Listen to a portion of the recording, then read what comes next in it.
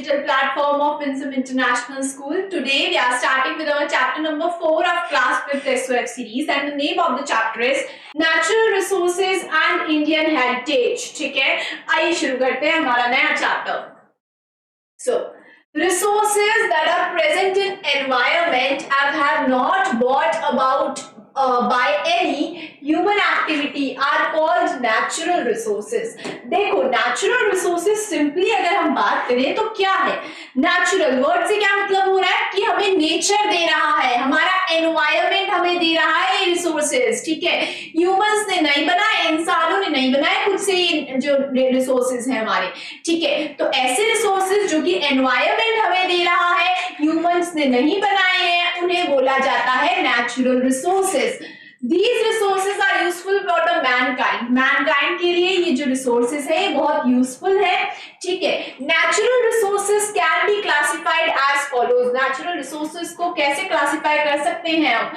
देखो, एक होते हैं renewable और एक होते हैं non renewable. देखो, बात एक बार सिंपल सी एक फ्लो चार्ट बना के करते हैं. हमने पढ़ा resources के बारे में. ठीक है, कितने टाइप के हैं रिसोर्सेस? 2 टाइप्स के. क्या क्या है?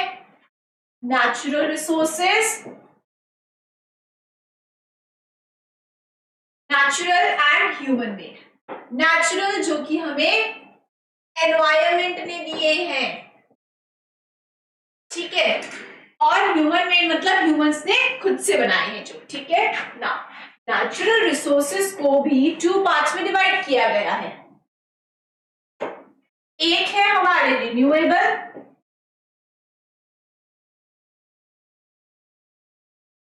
ठीक है, और दूसरे हैं हमारे नॉन रिन्यूएबल.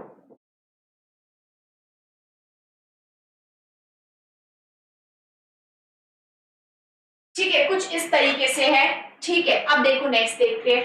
अब बोला क्या गया है हमें ना, renewable resources are available continuously in nature. renewable resources जो है वो continuously हमारे नेचर में अवेलेबल होते हैं. एग्जांपल है सोलर एनर्जी, विंड एनर्जी. जो सोलर एनर्जी है और विंड एनर्जी है ये कंटिन्यूअसली हमारे एनवायरनमेंट में प्रेजेंट है. ऐसा नहीं है कि कल परसों कभी भी आने वाले मिलियंस ऑफ ईयर्स तक ये खत्म नहीं होने वाले. ठीक है, मिलियंस ऑफ ईयर्स तक ये खत्म नहीं होंगे, कभी भी खत्म नहीं होंगे. ठीक है, कभी भी किसी भी टाइम पर ये खत्म नहीं होंगे, हमेशा अवेलेबल रहेंगे. ठीक है, नाउ नॉन रिन्यूएबल रिसोर्सेज के बारे में बात करें तो available in limited quantities. Non renewable resources जो है वो लिमिटेड क्वांटिटी में प्रेजेंट है. ठीक है, now and may gate finished up. Example fossil fuels. देखो, लिमिटेड क्वांटिटी में है, दैट मींस क्या हो सकता है, थोड़े सालों बाद में ये फिनिश हो सकते हैं. आने वाले हंड्रेड्स ऑफ इयर्स में, है ना, या फिर थाउजेंड्स ऑफ इयर्स में ये नॉन रिन्यूएबल रिसोर्सेज जो है वो खत्म हो जाएंगे. ठीक है, फिनिश हो जाएंगे. नाउ एग्जाम्पल दिया गया है फॉसिल फ्यूल्स. फॉसिल फ्यूल्स में अगर हम पढ़ेंगे तो फॉसिल फ्यूल्स जैसे कि क्या हो गया, कोल, ठीक है, पेट्रोल, डीजल, ये सब आपके क्या है, फॉसिल फ्यूल्स हैं. और फॉसिल फ्यूल्स क्या होते हैं, non renewable resources. The important natural resources are air, water, land, forest, fossil fuels, solar energy, wind energy, hydro electric sources, mineral deposits etcetera. अब देखो, ये जो लाइन कही हुई है ना, ये नेचुरल रिसोर्सेज के बारे में कही हुई है.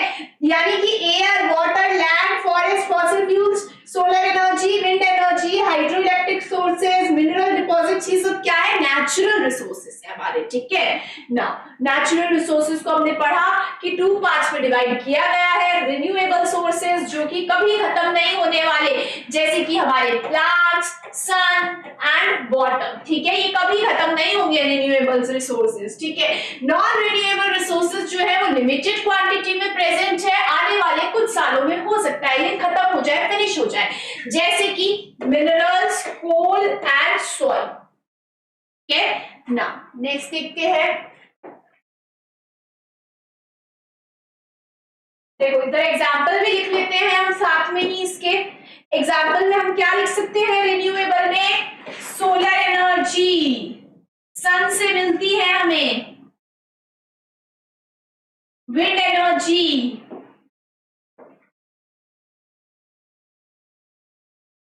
और नॉन रिन्यूएबल में क्या आएंगे हमारे? कोल, डीजल, पेट्रोल, ये सब क्या है आपके? फॉसिल फ्यूल्स, इनको बोला जाता है फॉसिल फ्यूल्स। ठीक है, तो आप इसको इस फ्लो चार्ट को ड्रॉ भी कर सकते हैं अपनी नोटबुक में। ठीक है, next is air, water and soil. आइए देखते हैं एयर, वाटर और सॉइल के बारे में पढ़ते हैं। Air and atmosphere. Air is present all around us. We cannot see it, but we can feel its presence. Air हमारे चारों तरफ पूरे एनवायरमेंट में प्रेजेंट है, सब जगह पर एयर प्रेजेंट है। हम एयर को देख तो नहीं सकते, लेकिन हम फील जरूर कर सकते हैं एयर को हमारे आसपास। Leaves rustle, clothes sway on clothes line, branches of trees move because of the movement of air. देखो leaves जो होती है, leaves से रसल, जब हवा चलती है तो जो पत्तियां होती है वो हिलती है ना, उनमें एक साउंड भी आता है वो। और जो क्लोथ्स हम जब हमारी जो क्लोथ्स लाइन होती है उस पर जब हम क्लोथ्स को ऐसे सुखाते हैं तब क्लोथ्स ऐसे थोड़े हिलते हैं ना, है ना। और हमारे जो ब्रांचेस है ट्रीज की वो भी मूव होती है। किसकी वजह से हो रहा है ये सारा मूवमेंट? लीव्स सबका मूवमेंट किसकी वजह से हो रहा है? बिकॉज ऑफ द एयर, है ना, movement of air. Because air जो है वो मूव कर रही है, और मूविंग एयर को ही क्या बोला जाता है? विंड बोला जाता है।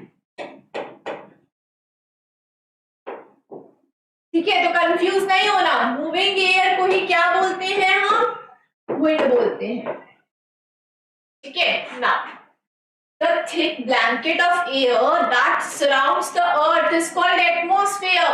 और जो thick blanket है हमारे अर्थ के अराउंड, उसको क्या बोलते हैं? एटमॉस्फेयर बोलते हैं। ठीक है, एक थिक ब्लैंकेट है एयर का हमारे अर्थ के अराउंड, पिक्चर में देख सकते हो आप, है ना, उसको हम बोल देते हैं एटमॉस्फेयर। ठीक है, now it is a mixture of several gases, mainly nitrogen, carbon dioxide, oxygen, hydrogen etcetera. Atmosphere में हमारे बहुत सारी गैसेस प्रेजेंट है, जैसे कि nitrogen, carbon dioxide, oxygen, hydrogen, ये सब गैसेस किसमें प्रेजेंट है? हमारे एटमॉस्फेयर में। Atmosphere makes the earth hospitable to all living organisms. Atmosphere जो है हमारा वो अर्थ को क्या बनाता है? हॉस्पिटेबल बनाता है सारे लिविंग ऑर्गेनिजम्स के लिए। It protects us from harmful ultraviolet rays of sun and it also helps to keep the earth warm by trapping the heat of light, heat of sun. अब क्या होता है? सन से आ रही है हीट, ठीक है, सन से हीट आ रही है। अब सन से कुछ अल्ट्रा वायलेट रेज भी आती है, यानी कि यूवी रेज जिनको बोला जाता है। ठीक है, यूवी रेज हमारे लिए बहुत हार्मफुल होती है, तो हमारा एटमॉस्फेयर उन यूवी रेज से भी हमें प्रोटेक्ट करता है। ठीक है, और हमारे अर्थ को वार्म भी रखता है हमारा एटमॉस्फेयर। कैसे? बिकॉज सन से जो हीट आती है उसको ट्रैप कर लेता है हमारा एटमॉस्फेयर और हमारे अर्थ को वार्म रखता है। Atmosphere is held around Earth by its Earth's gravity. अर्थ के अराउंड ये जो एटमॉस्फेयर है ये कैसे इतना मतलब पोजीशन में है? अर्थ की ग्रेविटी की वजह से। अर्थ की ग्रेविटी की वजह से ये एटमॉस्फेयर अर्थ के अराउंड हेल्ड है। Now atmosphere is divided into 5 layers. Atmosphere को 5 लेयर्स में डिवाइड किया गया है। कितनी लेयर्स में? 5 लेयर्स में। क्या क्या नाम है उन लेयर्स का? Troposphere, stratosphere, mesosphere, thermosphere and exosphere. क्या क्या नाम है? 5 लेयर्स आप पढ़ेंगे, troposphere, stratosphere, mesosphere, thermosphere and exosphere. ठीक है, बहुत इंपॉर्टेंट है, आइए पिक्चर में समझते हैं। So, layers of Earth's atmosphere. हमने अर्थ के एटमॉस्फेयर के 5 लेयर्स पढ़ेंगे। कौन कौन सी है 5 layers? Troposphere, mesosphere, thermosphere, exosphere. अब ये तो आपको पता ही होगा कि ऐसा नहीं है कि इंडिया में 5 लेयर्स है, अमेरिका में 4 हो गई, नहीं, ये लेयर्स पूरे अर्थ पर कांस्टेंट है, हर जगह पर कांस्टेंट है, ठीक है ना। ट्रोपोस्फेयर की अगर बात करें, पिक्चर में दिख रहा है ट्रोपोस्फेयर, ये देखो अर्थ के जस्ट ऊपर है ट्रोपोस्फेयर, ट्रोपोस्फेयर के बाद में है स्ट्रेटोस्फेयर, स्ट्रेटोस्फेयर के बाद मीजोस्फेयर, मीजोस्फेयर के बाद थर्मोस्फेयर और थर्मोस्फेयर के बाद एक्सोस्फेयर। कुछ इस तरीके से हमारी जो लेयर्स हैं वो है एटमॉस्फेयर की, ठीक है। नाउ हम बात करते हैं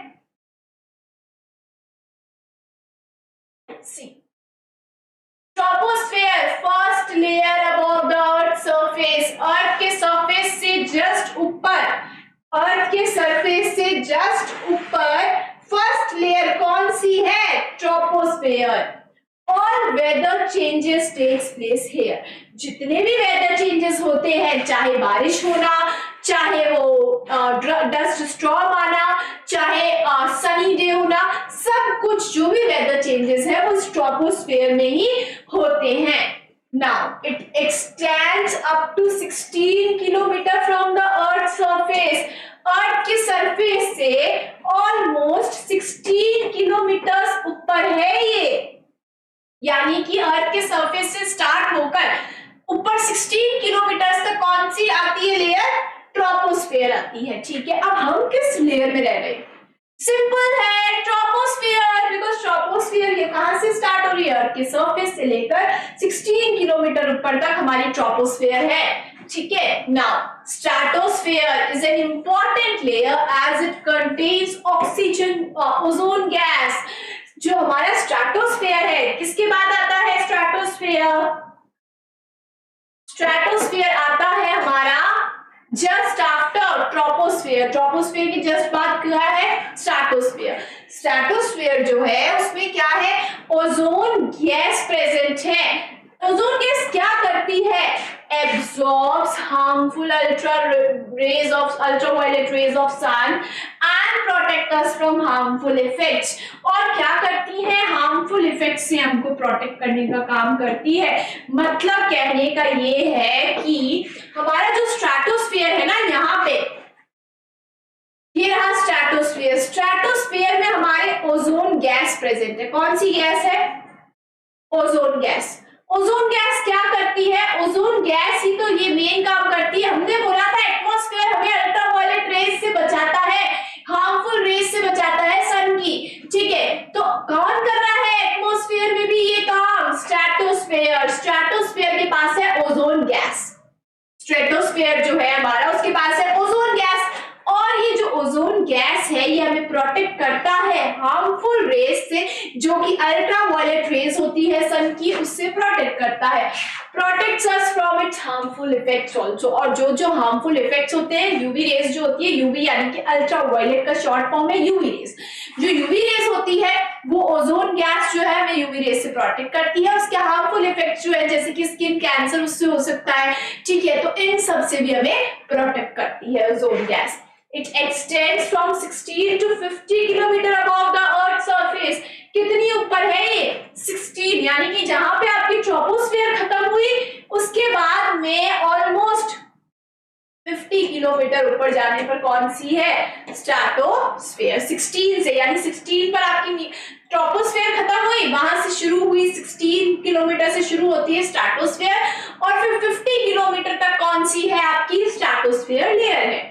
next is mesosphere layer. Mesosphere की बात करें तो mesosphere prevent small rocks and meteorites from reaching earth surface. ऐसे छोटे छोटे रॉक्स होते हैं, मेटेओराइट्स होते हैं जो कि स्पेस से आते हैं, ठीक है, जो कि कहां से आते हैं? स्पेस से आते हैं, तो उनसे हमें प्रोटेक्ट करती है, हमें प्रिवेंट करती है, बिकॉज ये क्या कर सकते हैं? अर्थ की सरफेस को अगर हिट करेंगे, रॉक्स बहुत बड़े बड़े रॉक्स होते हैं, ठीक है, ऐसे नहीं छोटे छोटे होते हैं, बहुत बड़े बड़े रॉक्स होते हैं, ठीक है, बहुत बड़े बड़े मेटेओराइट्स होते हैं, तो अगर वो हमारे अर्थ के सरफेस पर आ जाएंगे तो उससे हमारे डैमेज हो सकता है। तो वो ऐसे ही जो रॉक्स हैं, मेटेओराइट्स हैं, इनसे भी हमें कौन बचाता है? मीजोस्फेयर लेयर हमें प्रिवेंट करती है। It extends from 50 kilometre above the earth surface. Mesosphere कितनी ऊपर है? 50 किलोमीटर पे आपकी खत्म हुई स्ट्रेटोस्फीयर, अब ऊपर जाते हैं तो ऑलमोस्ट 85 किलोमीटर तक, यानी कि 50 से 85 किलोमीटर तक आपकी होती है मीजोस्फीयर लेयर। ठीक है, next is thermosphere. Thermosphere is the fourth layer where many satellites and space shuttles orbit the Earth. जो आपकी थर्मोस्फीयर लेयर है ना, ये वाली, ये है फोर्थ लेयर आपकी। ठीक है, और यहाँ पर क्या है? सैटेलाइट्स है, पता है ना सैटेलाइट्स के बारे में। ठीक है, सैटेलाइट्स हैं और क्या है? स्पेस शटल्स हैं जो कि अर्थ को ऑर्बिट करते हैं, यानी कि अर्थ के चारों तरफ घूमते हैं। ठीक है ना, जैसे अर्थ किसके चारों तरफ घूमती है? सन के, रिवॉल्व करती है सन के अराउंड अर्थ, वैसे ही जो सैटेलाइट्स होती है, स्पेस शटल्स होते हैं, ये अर्थ के चारों तरफ घूमते हैं। ठीक है ना, it extends from 85 to 600 kilometre above the earth surface. Thermosphere क्या है हमारी? थर्मोस्फीयर जो है वो ऑलमोस्ट कितनी ऊपर है? 85 किलोमीटर से लेकर टू 600 किलोमीटर, यानी कि 85 से 600 किलोमीटर तक ऊपर तक हमारी थर्मोस्फीयर लेयर आती है। Next is your exosphere. Exosphere को देखिए, it is the fifth layer. Fifth layer है, it is the outer most layer of earth atmosphere. Earth के एटमॉस्फेयर की आउटर मोस्ट लेयर कौन सी है हमारी? Exosphere. It extends from about 600 kilometer above the Earth's surface to the outer space. अब 600 kilometre जहां पे हमारी थर्मोस्फीयर खत्म होती है, वहां से शुरू होती है एक्सोस्फीयर, और एक्सोस्फीयर जो है वो आउटर स्पेस तक, यानी पूरा हमारा जो आउटर स्पेस है वहां तक कौन सी लेयर है हमारी? एक्सोस्फीयर है। ठीक है, तो आपको ये जो नेम्स हैं सबसे पहले तो ये अच्छे से याद रखने हैं। Troposphere, stratosphere, mesosphere, thermosphere and exosphere, बहुत अच्छे से इनको दिमाग में रखना है। और ओजोन गैस किसमें प्रेजेंट है? क्वेश्चन बहुत बनेगा इससे, डायरेक्ट क्वेश्चन आएगा, कौन सी लेयर में ओजोन गैस प्रेजेंट है? स्ट्रेटोस्फीयर में। किसमें प्रेजेंट है? स्ट्रेटोस्फीयर में। ठीक है ना, आउटर मोस्ट कौन सी है? एक्सोस्फीयर। ठीक है, सैटेलाइट्स कौन सी लेयर में है? थर्मोस्फीयर। और मीटियोराइट्स और स्मॉल रॉक से हमें कौन सी लेयर प्रोटेक्ट करती है? मीजोस्फीयर। ठीक है ना, next is components of air. Air के कंपोनेंट्स को देखते हैं। पहला है नाइट्रोजन। कौन सी? हमने पढ़ा था कि गैसेस प्रेजेंट है हमारे एटमॉस्फेयर में, डिफरेंट गैसेस है, जिसमें नाइट्रोजन सबसे ज्यादा प्रेजेंट है, 78% नाइट्रोजन, ऑक्सीजन 21%, अदर गैसेस 1%। ठीक है, इस डायग्राम को देखते हैं। पाई चार्ट को देखोगे तो पता लगेगा कि 78% कौन सी है? नाइट्रोजन है, 21% ऑक्सीजन है, और 1% में कार्बन डाइऑक्साइड भी है, और बाकी की अदर गैसेस जैसे कि हाइड्रोजन, बाकी की गैसेस भी है। ठीक है, तो याद रखना है ये परसेंटेज बहुत अच्छे से, बहुत इंपॉर्टेंट है। ठीक है, बहुत इंपॉर्टेंट है, अच्छे से याद रखेंगे इस परसेंटेज को। Nitrogen 78, oxygen 21, other gases 1%। ठीक है ना, the air that surrounds us is a mixture of several gases. हमारे आसपास की जो ये एयर है इसमें बहुत सारे सेवरल गैसेस का मिक्सचर है। ठीक है, it contains about 78% nitrogen and 21% oxygen. अभी यही देखा, इसमें ऑलमोस्ट 78% नाइट्रोजन है और 21% ऑक्सीजन है। The remaining 1% is made up of other gases. बाकी का जो remaining 1% है वो 1% है वो बाकी के अलग गैसेस है, such as argon। अब देखो ये इंपॉर्टेंट है, आर्गन 0.9%। इस 1% में 0.9% क्या है? आर्गन है, नियॉन है, हाइड्रोजन है, हीलियम है, ओजोन है, कार्बन डाइऑक्साइड जो कि सब क्या इतना है? Carbon dioxide 0.04%। ठीक है, now water vapour is also present. Water vapour is also present in air. Air में वाटर वेपर भी प्रेजेंट है। Air is humid where there is no where there is more water vapour in it. Air में humidity होती है, यानी कि उमस जिसको हम थोड़ा सा बोलते हैं ना, कि ह्यूमिड है बहुत ज्यादा। एयर मोस्टली होता है कि बारिश के बाद में ऐसा होता है, तो जब ऐसी एयर ह्यूमिड होती है, एयर ह्यूमिड होने का मतलब होता है कि वाटर वेपर जो है वो ज्यादा प्रेजेंट है, ठीक है। Now air is dry when there is less और no wet water vapour in it. और ड्राई कब बोला जाता है कि बहुत ज्यादा ड्राई है, ह्यूमिड नहीं है। ह्यूमिड तो जब बोलेंगे जब वाटर वेपर ज्यादा होंगे एयर में, ठीक है। और ड्राई कब बोलेंगे जब या तो वाटर वेपर बहुत कम होंगे या फिर होंगे ही नहीं, ठीक है। Now the amount of water vapour in the air is called humidity. और ह्यूमिडिटी वेरी इंपॉर्टेंट, ह्यूमिडिटी का मतलब ही यही होता है कि कितने अमाउंट में वाटर वेपर प्रेजेंट है एयर में, ठीक है। It varies from place to place, place to place vary करता है, ठीक है। सिटी, अलग अलग सिटीज में भी वेरी करता है, ठीक है। तो ये कांस्टेंट नहीं होता वाटर वेपर, ठीक है। Now air also contains dust particles and smoke. Air में डस्ट पार्टिकल्स भी है, ठीक है, मिट्टी के पार्टिकल्स भी है और स्मोक भी है, ठीक है। कहां से आ रही है स्मोक? इंडस्ट्रीज से, फैक्ट्रीज से, जिससे एयर पोल्यूशन भी होता है। Too much dust and smoke leads to air pollution। और अगर बहुत ज्यादा डस्ट प्रेजेंट है, बहुत ज्यादा स्मोक प्रेजेंट है एयर में, तो उससे क्या होता है? एयर पोल्यूशन होता है। मैंने अभी बताया आपको, बहुत ज्यादा स्मोक है, बहुत ज्यादा डस्ट है, तो हमारी एयर जो है वो बहुत अनफिट हो जाती है और वो एयर पोल्यूशन हो जाता है। Now smoke and fog combine together to form smog. देखो, जब स्मोक भी होती है प्लस फॉग भी होती है, तो क्या बन जाता है? स्मॉग बन जाता है, ठीक है। स्मॉग, ठीक है। विंटर्स में फॉग होती है ना तब, तो स्मोक और फॉग कंबाइन होकर बना देती है स्मॉग। स्मॉग अफेक्ट्स विजिबिलिटी, और इससे विजिबिलिटी जो है वो कम हो जाती है, दूर तक दिखना कम हो जाता है, ठीक है। Next, now uses of air. Air के कुछ यूजेस हैं, आइए देखते हैं। Almost all living organisms need oxygen to survive। सारे जितने भी लिविंग ऑर्गेनिजम्स हैं, सबको जीने के लिए ऑक्सीजन चाहिए, सरवाइव करने के लिए ऑक्सीजन चाहिए, है ना। They take in oxygen from air through the process of breathing.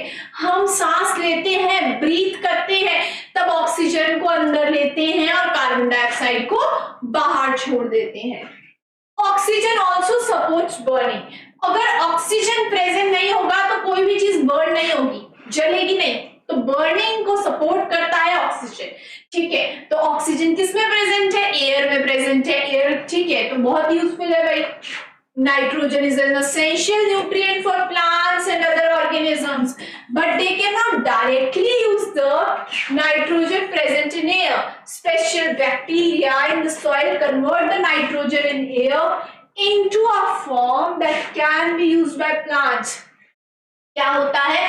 जो नाइट्रोजन गैस है ना, वो प्लांट्स को बहुत जरूरत है, प्लांट्स के लिए बहुत एसेंशियल न्यूट्रिएंट है, बहुत इंपॉर्टेंट न्यूट्रिएंट है नाइट्रोजन, ठीक है। लेकिन वो नाइट्रोजन को डायरेक्टली एयर से नहीं ले सकते, स्टोमेटा के थ्रू नहीं ले सकते हो, ठीक है। तो डायरेक्टली वो नहीं ले सकते, तो क्या होता है? जो एटमॉस्फेयर में हमारी नाइट्रोजन प्रेजेंट होती है, वो सॉइल में स्पेशल बैक्टीरिया प्रेजेंट होते हैं, ठीक है। कुछ स्पेशल बैक्टीरिया सॉइल में प्रेजेंट होते हैं जिनका नाम आप हायर क्लासेस में पढ़ोगे, ठीक है। तो वो क्या करते हैं? इस नाइट्रोजन को जो एटमॉस्फेयर में प्रेजेंट है, इस नाइट्रोजन को एक फॉर्म में कन्वर्ट कर देते हैं जो कि प्लांट्स यूज कर लेते हैं। यानी कि जो ऑक्सीजन एटमॉस्फेयर में प्रेजेंट है उस पे बैक्टीरिया ने काम किया, और सॉइल में बैक्टीरिया प्रेजेंट है, उन्होंने जो एटमॉस्फेयर में नाइट्रोजन है उसको लिया, उसको एक चीज में कोई ऐसे फॉर्म में कन्वर्ट कर दिया जो कि प्लांट्स बहुत इजीली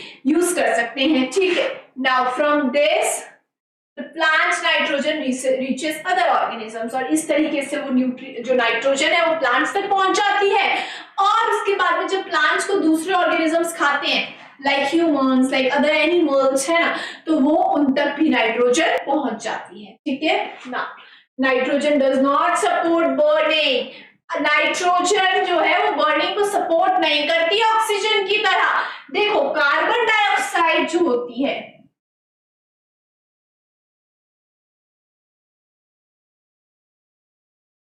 कार्बन डाइऑक्साइड जो होती है वो और नाइट्रोजन दोनों ही बर्निंग को सपोर्ट नहीं करते, इसलिए फायर कहीं पे लग जाती है, अगर आग लग जाती है तो उसको कंट्रोल करने के लिए नाइट्रोजन और कार्बन डाइऑक्साइड को यूज भी किया जाता है। Now you can see in the picture air and it's uses.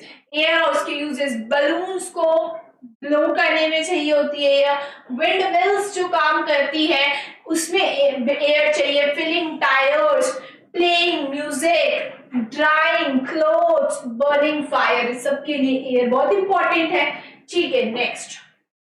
Now plants need carbon dioxide along with water, minerals and sunlight to make food। हमने प्रीवियस चैप्टर में देखा था फोटोसिंथेसिस प्रोसेस होता है जिस प्रोसेस से प्लांट्स अपना खाना खुद बनाते हैं। ठीक है, लेकिन प्लांट्स को क्या चाहिए? कार्बन डाइऑक्साइड चाहिए, वाटर चाहिए, मिनरल्स चाहिए, सनलाइट चाहिए ताकि वो खाना बना पाए। All other organisms either directly or indirectly depend on the food prepared by plants। बाकी के जितने भी ऑर्गेनिजम्स है, ह्यूमन बींग्स, एनिमल्स, सारे एनिमल्स जो है वो प्लांट्स पे डिपेंड रहते हैं हम अपने खाने के लिए। ठीक है, प्लांट्स खुद से अपना खाना बना सकते हैं लेकिन हम नहीं बना सकते। अभी बोलेंगे मैम हम तो घर पे खुद से बनाते हैं अपना खाना, नहीं। बात हो रही है कि जो मेन बन किस तरह, वेजिटेबल्स खा लो, कहां से आ रहे हैं वेजिटेबल्स? प्लांट से ही तो आ रहे हैं, है ना। Moving air is called wind. मैंने अभी स्टार्टिंग में बताया था आपको चैप्टर के स्टार्ट में, मूविंग एयर को बोला जाता है विंड। ठीक है, wind energy is also a natural resource. देखा था ना, रिन्यूएबल नेचुरल रिसोर्स है wind energy. Wind helps parachutes में हेल्प करती है विंड। ठीक है, gliders and kites to move. ठीक है, पैराशूट्स, ग्लाइडर्स और काइट्स को मूव करवाने में विंड यूजफुल है। It can push sail boats को आप पिक्चर में देख सकते हो, इनको पुश करने के लिए क्या चाहिए? विंड चाहिए। Wind helps clothes to dry, है ना, ड्राइंग क्लोथ्स। विंड होती है तो ही तो हम कपड़ों को ड्राई कर सकते हैं। Wind can also turn the handles of a windmill to draw water or generate electricity। ये है आपकी windmill, और ये जो देख रहे हो ना, ये blades होती है। ठीक है, blades बोलते हैं, handles बोलते हैं।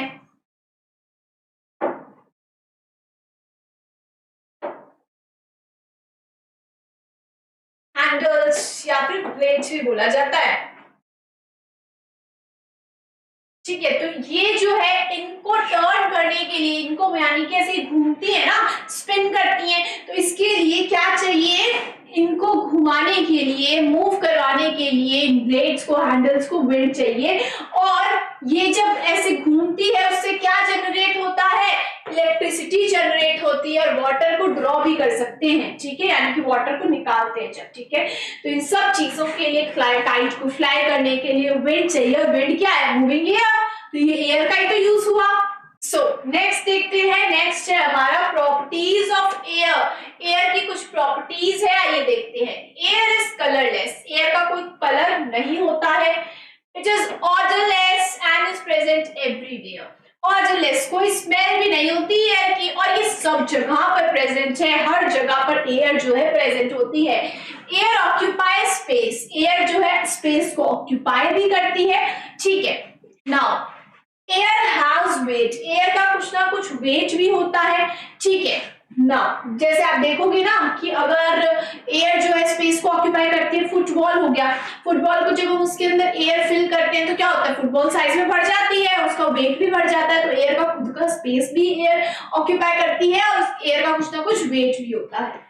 Air can be compressed, air को कंप्रेस भी करा जा सकता है। Balls, tyres have compressed air in it. Balls को, टायर्स के अंदर जो हम एयर फिल करते हैं ना, वो कंप्रेस्ड एयर होती है। ठीक है, तो एयर को कंप्रेस कर सकते हैं। Air exerts pressure, air pressure को भी एक्सर्ट करती है।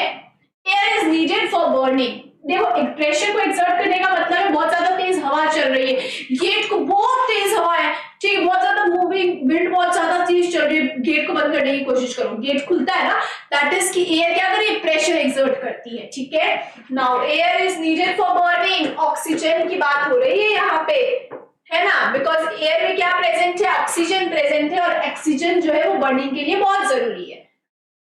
एयर एक्सपैंड्स ऑन हीटिंग, जब हम एंड राइजेस अप, जब हम एयर को हीट करते हैं तब एयर जो है हीट होने पर एक्सपैंड होती है और राइज अप यानी ऊपर की तरफ राइज होती है, ठीक है। Hot air balloons work on this property of air.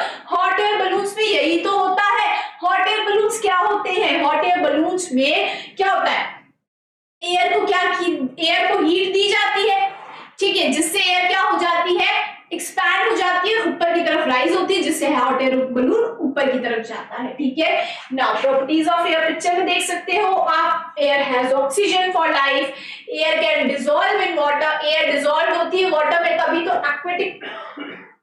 Aquatic plants और एनिमल्स एयर को यूज करते हैं, है ना। एक्वेटिक प्लांट्स एनिमल्स जो है उनको भी तो एयर चाहिए, है ना। तो जो एयर होती है वो वाटर में डिसॉल्व हो जाती है, उसी एयर को एक्वेटिक प्लांट्स और एनिमल्स भी यूज कर लेते हैं। Air can carry sound, air sound को भी कैरी करती है एक जगह से दूसरी जगह, पता होगा आपको। Air takes up space, air space को भी जो है ऑक्यूपाई करती है। बलून को जब ब्लो करोगे तब क्या होगा, बलून साइज में बढ़ेगा, बिकॉज एयर अपना स्पेस जो ऑक्यूपाई करती है। एयर हैज वेट, एयर का कुछ ना कुछ वेट भी होता है। एयर कैन फ्लो, यानी कि एयर फ्लो भी होती है ना, एक जगह से दूसरी जगह। Now next is your self test 1। In which layer of atmosphere, मैंने आपको कहा था डायरेक्ट क्वेश्चन आएगा। In which layer of atmosphere ozone is present, stratosphere, B चला जाएगा आंसर। स्ट्रेटोस्फेयर में ओजोन लेयर प्रेजेंट होती है। Which of these gases present in air cannot be directly used by plants and animals?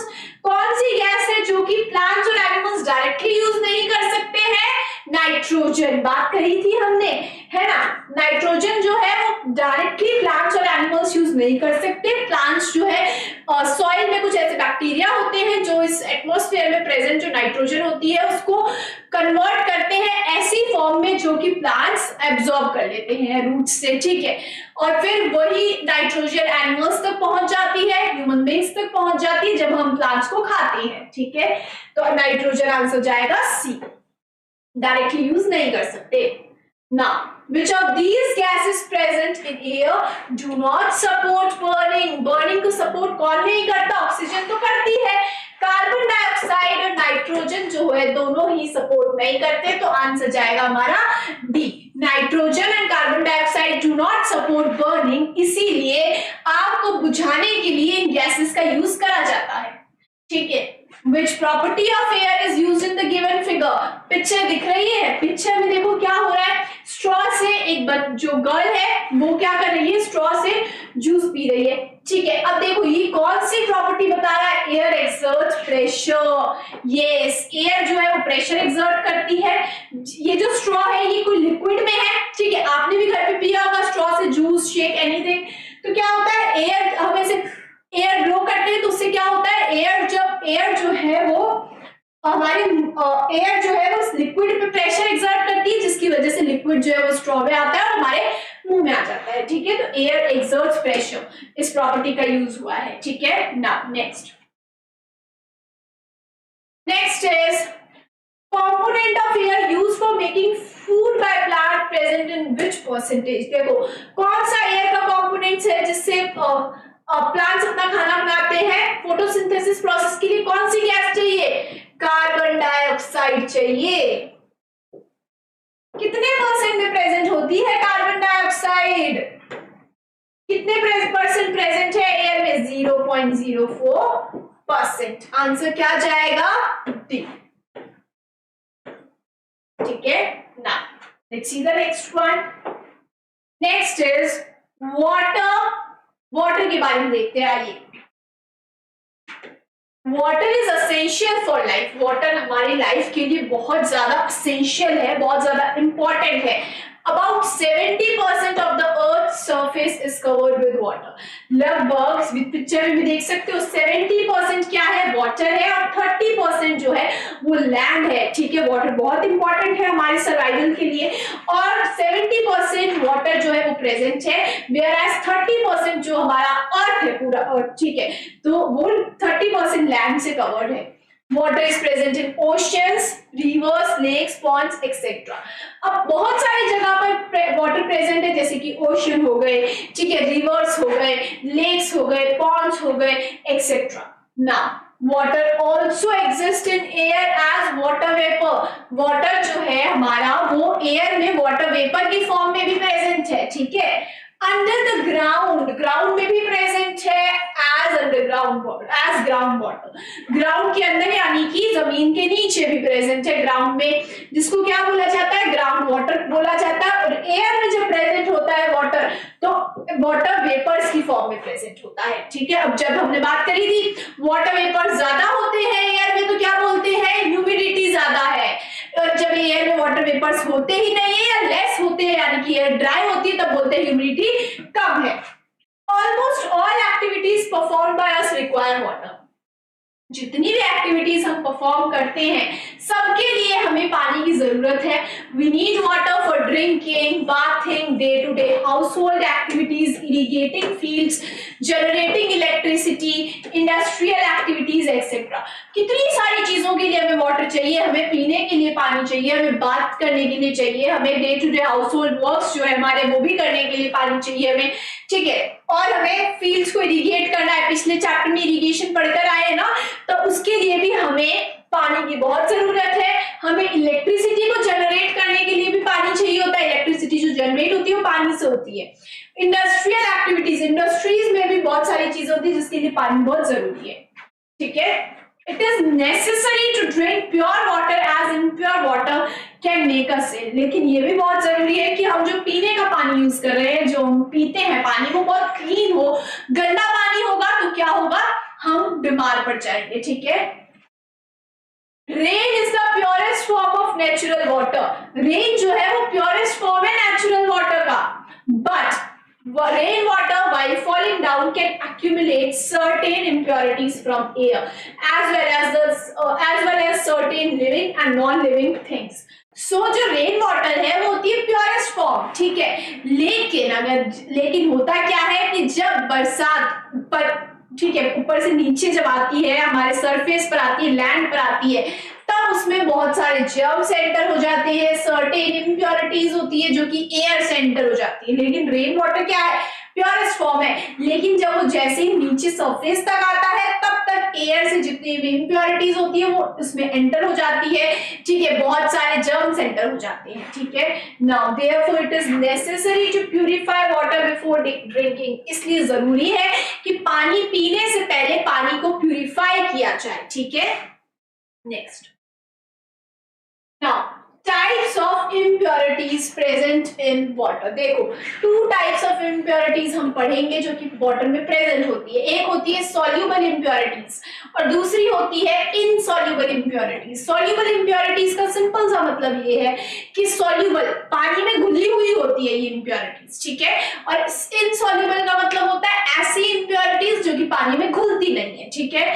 Now impurities that dissolve in water, example salt। Salt को पानी में घोल के देखना, जब घोलोगे ना थोड़ी देर में सॉल्ट ऐसे लगेगा डिसअपियर ही हो गया, है ही नहीं सॉल्ट पानी में, बिकॉज वो वाटर में डिसॉल्व हो जाता है। तो सॉल्ट क्या है, सॉल्ट जो है वो क्या है, सॉल्युबल इम्प्योरिटी है, यानी कि आराम से घुल जाता है। शुगर को घोल के देखो, सेम यही होता है, शुगर आराम से घुल जाती है पानी में, थोड़ी देर में डिसअपियर हो जाएगी, ठीक है। तो ये होती है सॉल्युबल इम्प्योरिटीज, जैसे कि salt in water. Insoluble impurities की अगर बात करें, impurities that do not dissolve in water, ऐसी इम्प्योरिटीज जो कि वाटर में डिसॉल्व नहीं होती है, उनको बोला जाता है इनसॉल्युबल इम्प्योरिटीज। घुलती नहीं है पानी में।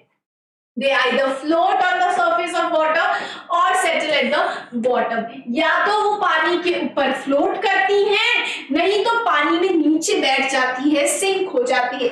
फ्लोट की अगर बात करेंगे ना तो ऑयल की बात करेंगे। कभी भी ऑयल को घोलने की कोशिश करना, वो घुलता नहीं है पानी में, वो पानी के ऊपर फ्लोट करने लग जाता है, ठीक है। And settle on the bottom, जब बॉटम में सेटल होने की बात करें तो बात कर सकते हो आप सैंड की, मड की, ठीक है, प्लास्टिक बॉटल्स की,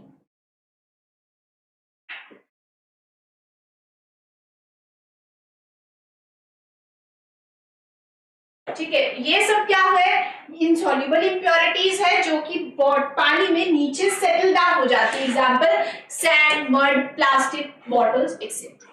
ठीक है, तो टू टाइप्स की इम्प्योरिटीज हमने पढ़ी, soluble impurities and insoluble impurities. ठीक है, टू टाइप्स की इम्प्योरिटीज हमने पढ़ ली है। और सॉल्युबल कौन सी होती है, जो कि पानी में बहुत इजीली घुल जाती है, जैसे कि सॉल्ट इन वाटर।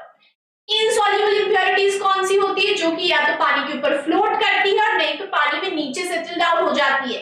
पानी के ऊपर फ्लोट करने की बात कर रहे हैं तो ऑयल की बात कर लेते हैं, पानी में नीचे सेटल डाउन होने की बात कर रहे हैं तो सैंड, मड और प्लास्टिक जो बॉटल्स होती है उनकी बात कर लेते हैं। ठीक है, next is separation of soluble impurities. Soluble impurities को सेपरेट करने की बात करते हैं। सॉल्युबल इम्प्योरिटीज को सेपरेट कैसे कर सकते हैं हम, पानी से। ठीक है, जैसे सॉल्ट हो गया, सॉल्ट को हम कैसे सेपरेट कर सकते हैं, पानी से। ठीक है, सॉल्युबल इम्प्योरिटी, सॉल्युबल इम्प्योरिटीज जो होती है उनको हम कैसे सेपरेट कर सकते हैं, इवेपोरेशन और डिस्टिलेशन प्रोसेस से। पहले पढ़ते हैं इवेपोरेशन प्रोसेस। ठीक है, यानी कि बॉइलिंग। ठीक है, क्या होता है, देखो इवेपोरेशन और boiling, this is a very simple method of separating impurities like salt from water. बहुत इजी वे है जिससे हम सॉल्ट को वाटर से अलग कर सकते हैं, सेपरेट कर सकते हैं। Take impure water in a vessel and heat it. क्या करो, एक वेसल लो, जैसे कि इसमें पिक्चर में आप देख सकते हो, बेसिन लिया है। ठीक है, उसके अंदर क्या लिया, इम्प्योर वाटर लिया जिसके अंदर सॉल्ट प्रेजेंट है। ठीक है, सॉल्टी वाटर बोल सकते हैं, इम्प्योर वाटर। ठीक है ना, उसको हीट किया यानी कि उसको गर्म किया। After some time, the water in the vessel turns into vapor and the impurities are left behind. थोड़ी देर बाद में आप देखोगे कि जो वाटर है वेसल में वो वेपर में बदल जाता है। ठीक है, वेपर्स में यानी कि ऐसे भाप बन जाती है, स्टीम बन जाती है उस पानी की, और पीछे वो सारी जो स्टीम है वो तो चली जाती है, पानी जो है वो स्टीम में वाटर वेपर्स की फॉर्म में एटमॉस्फेयर में चला जाता है, और पीछे बचता है सॉल्ट। आफ्टर सम टाइम सिर्फ सॉल्ट बचेगा बॉईल करने के बाद। By this method we can get the impurity left behind water is completely lost. क्या होता है, बाय दिस मेथड जो भी इम्प्योरिटीज जो बचती है वाटर में वो क्या हो जाती है, वो पूरी तरीके से नाउ क्या होगा, इम्प्योरिटी बच जाएगी, सिर्फ सॉल्ट सिर्फ बच जाएगा और वाटर जो है वो कंप्लीटली लॉस्ट हो जाएगा। दैट मींस वाटर जो है वो स्टीम बनकर वेपर्स की फॉर्म में एटमॉस्फेयर में चला गया। ठीक है, ये प्रोसेस है बॉइलिंग, जिसको हम क्या बोलते हैं, इवेपोरेशन। घर पे भी बॉईल करवाते हैं ना पानी को, है ना, तो क्या होता है, पानी जब बॉईल होता है तो देखो, एक तो पानी से ना जब हम बॉईल करते हैं तो जर्म्स किल हो जाते हैं। ठीक है, एक तो जर्म्स किल हो जाते हैं, और दूसरा कंटिन्यूअसली आप उसको बॉईल कर रहे हो, कंटिन्यूअसली उसका इवेपोरेशन हो रहा है, तो वो जो वाटर है वो क्या होगा, अगर वाटर सॉल्टी वाटर है, ठीक है, सॉल्टी वाटर है, तो जैसे जैसे आप हीट करोगे तो क्या होगा, वाटर तो कंप्लीटली लॉस्ट हो जाएगा। कंप्लीटली लॉस्ट का मतलब है कि वाटर वेपर्स, वाटर जो है वो वेपर्स बनकर एटमॉस्फेयर में चला गया और पीछे बच जाएगा सॉल्ट। ठीक है, now this process is boiling or you can say evaporation. Next is distillation. देखो क्या होता है distillation. Distillation is another water purification process. दूसरा एक और वाटर प्यूरिफिकेशन प्रोसेस है जिसको हमने नाम दिया है डिस्टिलेशन। ठीक है, it is carried out in a special apparatus consisting of a round bottom distilling flask, a water condenser, a receiving flask and a burner. Picture में सेटअप दिख रहा है, ऐसा सेटअप होता है डिस्टिलेशन का। In distillation, contaminated water is heated until start boiling. क्या होता है, कंटामिनेटेड वाटर को हीट किया जाता है जब तक वो बॉईल होना शुरू ना हो जाए। This boiling water slowly changes into steam, leaving behind the impurities in the flask. धीरे धीरे ये वाटर बॉईल होना शुरू हो जाता है और स्टीम में कन्वर्ट हो जाता है। ठीक है, और बाद में पीछे क्या बचता है, इम्प्योरिटीज बचती है फ्लास्क में। ठीक है, देखो ये आपको दिख रहा है, इम्प्योर वाटर दिख रहा है, यहाँ पे बर्नर दिख रहा है, बर्नर चलाएंगे, इम्प्योर वाटर को बॉईल करना शुरू करेंगे। किसमें लिया है? राउंड बॉटम फ्लास्क में, यानी कि एक कंटेनर है जिसको बोला जाता है राउंड बॉटम फ्लास्क। ठीक है, अब क्या होगा, जो वाटर है वो क्या होगा, वेपर्स की फॉर्म में कन्वर्ट होना शुरू होगा। अब ऊपर एटमॉस्फेयर में तो नहीं जा सकता बिकॉज ऊपर से क्लोज किया है, यहां से कंडेंसर लगाया होता है। ठीक है, इस कंडेंसर से प्योर वाटर आ जाता है इधर, यहाँ पे प्योर वाटर आ जाता है इधर, water inlet and water outlet. ऐसे एक ट्यूब्स लगाई होती है जिससे वाटर इनलेट और वाटर आउटलेट। ठीक है, ना द स्टीम, अब जो स्टीम बनी यहाँ पर बर्नर है, इम्प्योर वाटर बॉईल होना शुरू होगा, स्टीम बनी, स्टीम जाएगी कंडेंसर में। The steam then passes through the condenser and gets cooled. जब वो कंडेंसर से पास होती है स्टीम, वाटर वेपर्स स्टीम एक ही बात है। ठीक है, जब वो पास होंगे कंडेंसर से, वो कूल डाउन हो जाएंगे, ठंडे हो जाएंगे, thereby turning back into liquid water। और फिर क्या बन जाता है, वापस स्टीम से लिक्विड वाटर बन जाता है, जो कि किसमें चला जाता है, इस वाले फ्लास्क में चला जाता है, और उसको हम बोलते हैं pure water. This clean water gets collecting in the receiving flask, और ये रिसीविंग फ्लास्क में कंडेंसर से पानी आएगा, कंडेंसर से ठंडा हुआ वापस पानी किसमें आ जाएगा, इस फ्लास्क में आ जाएगा, जिसको हम बोलते हैं pure water. This is the process of distillation. तो आपको ध्यान रखना है डिस्टिलेशन कैसे करवाया। डिस्टिलेशन के लिए हमने एक बर्नर यूज किया, इम्प्योर वाटर को बॉईल करवाया तो वो इम्प्योर वाटर किसमें कन्वर्ट हो गया, इम्प्योरिटीज इसमें रह जाएगी, और इम्प्योर वाटर क्या होगा, इम्प्योर वाटर कन्वर्ट हो जाएगा वाटर वेपर्स में, या फिर आप बोल सकते हो स्टीम में। ठीक है, अब वो स्टीम पास होगी इस कंडेंसर से, स्टीम जब कंडेंसर से पास होगी तो स्टीम कूल डाउन हो जाएगी और वाटर ड्रॉपलेट्स बन जाएगी, वाटर बन जाएगा वापस। ठीक है, अब ये वाटर जाएगा इस रिसीविंग फ्लास्क में, कंडेंसर से यहाँ पे इस रिसीविंग फ्लास्क में आएगा, तब हम बोलेंगे this is the pure water. ठीक है, डिस्टिल्ड वाटर यूज करते हैं ना, वैसे ही बनाया जाता है। ठीक है, so this is how the process of distillation is done. Setup ध्यान में रखना है, कंडेंसर में क्या होता है ये भी ध्यान रखना है। कंडेंसर में वाटर वेपर जो होता है वो कूल डाउन हो जाता है, वाटर ड्रॉपलेट्स में कन्वर्ट हो जाता है। ठीक है, liquid water. Next is your Olympiad bite. Solubility of water increases with the increasing temperature. देखो जैसे जैसे solubility, सिंपल सा कहने का मतलब ये है, क्या होता है कि जैसे जैसे टेम्परेचर बढ़ता है उसके साथ में वाटर में solubility बढ़ती जाती है। कहने का मतलब है वाटर का टेम्परेचर बढ़ा, solubility बढ़ती जाएगी। यानी कि मैं अगर चीनी को, जैसे फॉर एग्जाम्पल मैं क्या है, आप लो चीनी, ठीक है, शुगर है, उसको वाटर में ऐसे घोलना शुरू किया, ठीक है, घोल रहे हैं, एक टाइम पर आते आते नॉर्मल पानी में घोल रहे हैं, ठीक है, नॉर्मल टेम्परेचर है पानी का, और उसको घोल रहे हैं, एक टाइम पर आते आते चीनी घुलनी बंद हो जाती है।